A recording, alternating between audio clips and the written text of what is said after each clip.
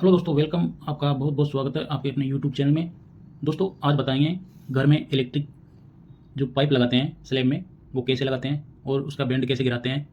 तो आप इस वीडियो में देख सकते हैं। इसमें एक बेडरूम है, तो बेडरूम नंबर 2 है। ये किचन है और ये एरिया खुला एरिया रहेगा, ये स्टेयरकेस है और ये एरिया रहेगा। एक और बेडरूम है, इधर लेट बाथ है। और दोस्तों सबसे पहले जब भी आप प्लान करें तो आप डीबी कहाँ प्लान करना है, वो ऐसी जगह प्लान करें जैसे मैंने यहाँ पे डीबी प्लान किया है, वहाँ से कम वायर लगे सभी रूम में जाने के लिए। अगर आप डीबी यहाँ कहीं दूर पे फिक्स कर लेते हैं तो यहाँ से वहाँ जाने में बहुत सारा वायर लग जाएगा दोस्तों। इससे कई बार तो डीबी की वजह से खर्चे बहुत ज़्यादा बढ़ जाते हैं वायरिंग के, पाइपिंग के दोस्तों। इसलिए बताया गया है ये डीबी का प्लान, क्योंकि यहाँ कम से कम वायरिंग लगे आपके। तो यहाँ से इस बेडरूम के लिए वायर जाएगा डीबी से, एक पाइप यहाँ जाएगा और यहाँ से यहाँ मिल जाएगा दोस्तों। अगर आपको चाहिए कहीं पे बेंड गिराना है, जैसे यहाँ पे आपको सॉकेट चाहिए, अलग अलग आदमी की अलग अलग रिक्वायरमेंट होती है, तो आप यहाँ पे एक बेंड गिरा सकते हैं दीवार के पास में। यहाँ तो सीलिंग लाइट लगेगी, लेकिन आपको एडिशनल लाइट चाहिए तो यहाँ से यहाँ वॉल के लिए बेंड गिरा सकते हैं। जैसे मैंने यहाँ पे गिराया है तो ये एसी के लिए रहेगा। तो कई बार दोस्तों ऐसे होता है कि जैसे आप एसी के लिए ले जा रहे हैं यहाँ से लाइटिंग और एसी के लिए, तो सबके लिए अलग अलग सर्किट चाहिए होता है डीबी में।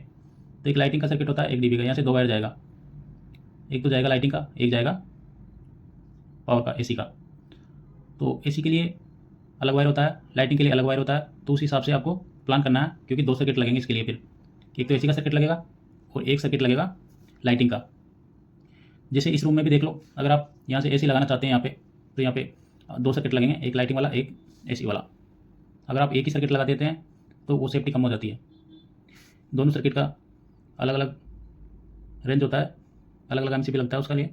ये किचन के लिए भी देख सकते हैं, किचन के लिए 2 सर्किट लगा सकते हैं आप, एक लाइटिंग का और एक पावर का। जैसे मिक्सी, ग्राइंडर, जो भी किचन में चलाते हैं हम, हैवी लोड, उसके लिए अलग एमसीबी लगा सकते हैं, क्योंकि वो लाइटिंग वाले एमसीबी से नहीं चलेगा। या फिर आप कुछ लोग क्या करते हैं कि एक ही एमसीबी लगा देते हैं पावर वाली, तो कभी लाइटिंग में प्रॉब्लम आए तो वो ट्रिप नहीं होती, लाइटिंग चलती रहती है, लेकिन पावर में भी ट्रिप नहीं होती। तो अलग अलग सर्किट लगाना चाहिए थोड़े से पैसे के लिए। और यहाँ भी देख सकते हैं बेडरूम में एक अलग से लाइटिंग पावर के लिए अलग अलग एमसीबी है। जैसे बाथरूम में है, बाथरूम का लाइटिंग आप इसे दे सकते हैं, लेकिन एक गीजर लगाते हैं अगर आप, वाटर हीटर, प्यूरीफायर जो भी लगाते हैं यहाँ पे, तो उसके लिए आपको एक सर्किट ब्रेकर पर्सनल रखना चाहिए, अलग से रखना चाहिए। हीटर के लिए वेरी इंपॉर्टेंट होता है सुरक्षा की दृष्टि से भी, क्योंकि जो हीटर चलता है वो 1500 वाट का लगभग होता है। और आप देख सकते हैं यहाँ से ये आगे जो आप छज्जा निकालेंगे उसके लिए लाइटें, तो इसका कंट्रोल आपको कहाँ से चाहिए वहाँ से ड्रॉप दे सकते हैं। जैसे यहाँ से चाहिए तो यहाँ ड्रॉप दे सकते हैं, या फिर अंदर से चाहिए हुआ आपको तो अंदर से यहाँ से कंट्रोल कर सकते हैं। यहाँ से जहाँ से आपको कम वायरिंग लगे वहाँ से आप ड्रॉप दे सकते हैं। तो इस तरह से हाउस का वायरिंग बहुत ही सोच समझ कर करना चाहिए। विशेषकर डीबी ऐसी जगह लगाना चाहिए कि जहाँ सीलन ना हो।